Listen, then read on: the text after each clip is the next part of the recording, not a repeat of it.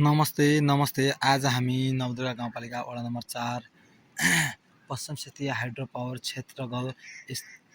क्षेत्र dam side एरियामा हामी आएका छौँ। यहाँ विभिन्न डिपिआरका कामहरू सञ्चालन भइरहेको छ।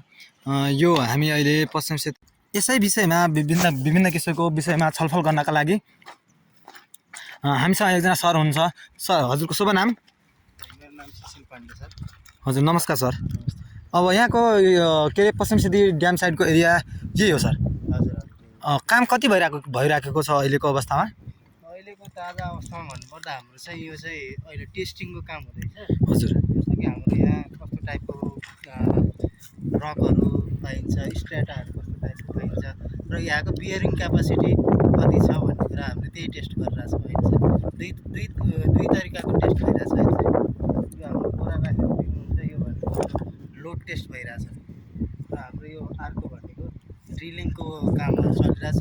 ड्रिलिङको काम पनि हाम्रो लगभग फाइनल स्टेजमा छौँ हामी। ड्रिलको काम कति पुगेछ सर? ड्रिलिङमा चाहिँ हामीले जम्मा पारी गरेर हाम्रो कम्पनीले चाहिँ लगभग 70 मिटर जति मात्र बाँकी छ अब। फाइनल स्टेजमै छौँ हामी। अनि यो माथि जो चाहिँ देखिराखेका छौँ हामी, यो जो टनेल हजुर हजुर। काम चाहिँ सम्पन्न भइसकेको हो?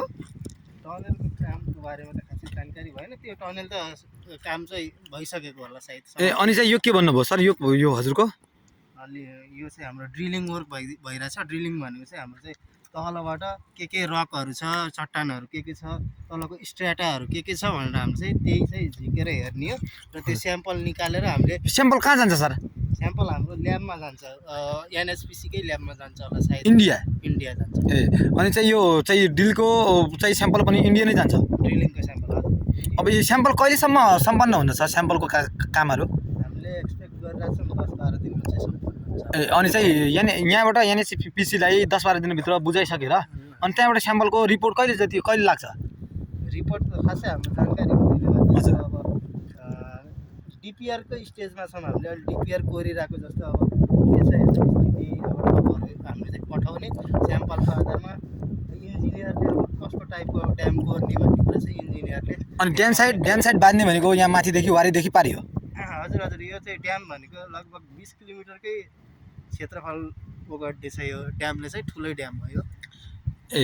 धन्यवाद सर। त्यसो भएपछि यो एरिया पनि यो पुरै ड्याम साइड नै हो? यो हजुर हजुर, पुरै ड्याम छ। लगभग ड्याम साइडले कति जति प्रभावित क्षेत्र कति जति अनुमानित गर्न सकिन्छ सर? प्रभावित क्षेत्र 20 किलोमिटर यहाँदेखि।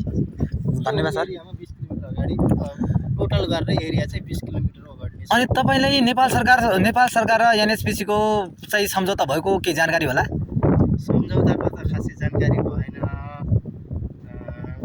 सम्झौताको खासै जानकारी भएन। हुने नहुने सम्भावना कति छ होला सर? अब लचकता देखाउनुपर्छ। अब उनीहरूले पनि लगानी गरेको छन्, उनीहरूले पनि आफ्नो फाइदा नै हेरे होला नि आफ्नो देशको लागि। अब कसरी अब हामीले यहाँ लगानी लगाइसकेपछि सेफ इन्भेस्टमेन्ट होस् भनेर नै गर्ने हो।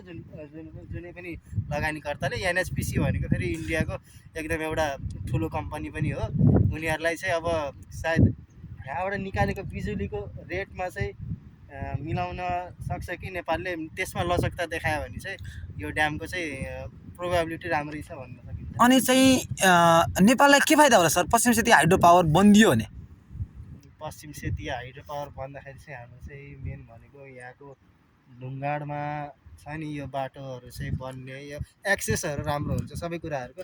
एजुकेसनको एक्सेसदेखि लिएर अब सबै कुराहरू के भन्छ ट्राभल अनि रोडहरूको भयो।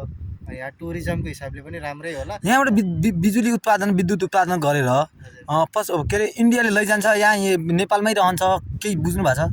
नेपालले चाहिँ बिक्री गर्ने होला। अब मैले पनि खासै त्यो हाम्रो ड्रिलिङ कम्पनीबाट सामान्य यही काम गर्नको लागि आएको। तर चाहिँ यहाँबाट निकालेको विद्युत चाहिँ इन्डियालाई बेच्ने, इन्डियाले केही सस्तो दाममा किनेर चाहिँ त्यसलाई युज गरेर उसले आफूलाई फाइदा गर्ने, त्यस्तो चाहिँ हुनसक्छ है त।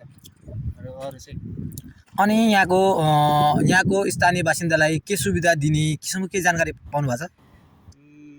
मैले काम गरेको अब इन्डियन सरहरूसँग, इन्डियन क्लाइन्टहरूसँग, हाम्रो क्लाइन्टहरूसँग कुरा गर्दाखेरि चाहिँ यहाँ चाहिँ अब बन्यो भने 20 किलोमिटरको ड्याम बन्दाखेरि चाहिँ खोला नै डाइभर्ट गरेर सुकाउनु पर्ने हुन्छ। हजुर त्यसको लागि चाहिँ अब बस्तीहरू प्रभावित हुने सम्भावना ढुङ्गाडसम्मकै अगाडि धेरै बस्तीहरू नै माथि सार्नुपर्ने वा छुट्टै स्तरमा अब स्थानान्तरण गर्नुपर्ने अवस्था हुनसक्छ। त्यसको लागि चाहिँ एनएचपिसीले वा इन्डियन कम्पनीले यहाँको बासिन्दाहरूलाई प्रभावित हुने जनताहरूलाई चाहिँ अब घर दिने हुन्छ। धन्यवाद सर। हामी यसको पश्चिम सेती हाइड्रो पावरको नेपालको लागि जुन 800 मेगावाटको पश्चिम सेती जलविद्युत आयोजनाको क्षेत्रफल भ्रमणमा आएका छौँ, यसको अग्रिम शुभकामना दिन चाहन्छु।